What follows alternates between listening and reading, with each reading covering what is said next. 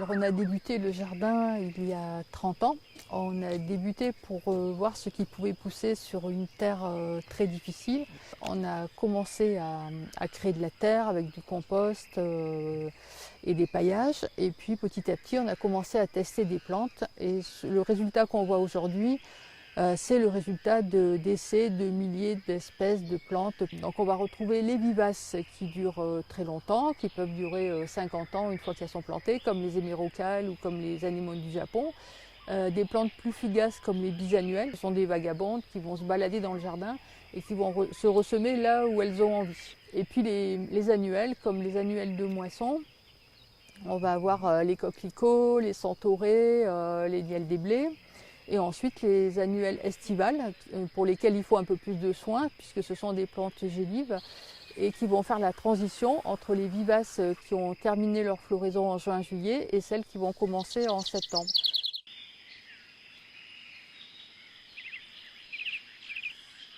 Donc ici, on voit bien que dans quelques mètres carrés, on a une importante biodiversité et on retrouve une plante vivace comme le fenouil bronze. C'est une des plantes qui attire le plus d'insectes auxiliaires, donc il va avoir ce rôle depuis juin jusqu'à fin septembre.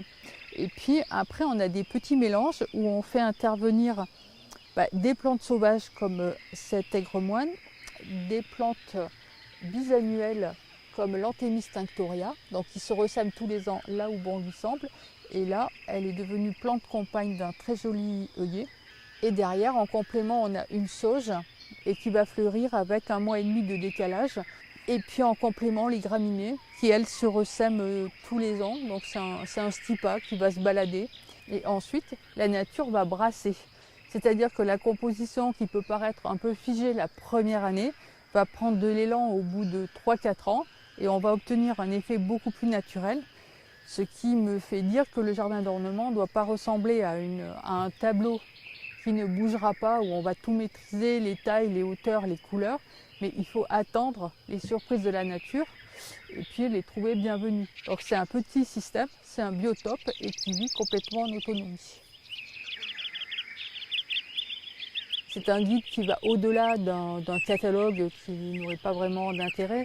C'est un guide qui raconte aussi le lien qu'il y a entre les plantes à fleurs et l'environnement et les insectes et le maintien de la biodiversité. C'est le rôle de la fleur aussi globalement dans l'équilibre d'un jardin.